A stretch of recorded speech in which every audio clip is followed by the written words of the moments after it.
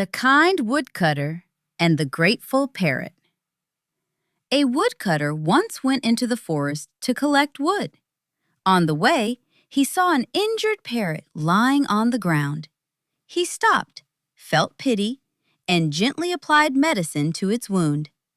After some time, the parrot got better and flew away. Days later, the woodcutter went deep into the forest and got lost. He was scared and didn't know how to go home. Suddenly, the same parrot appeared. It flew ahead, showing him the way. The woodcutter followed it and safely reached his village.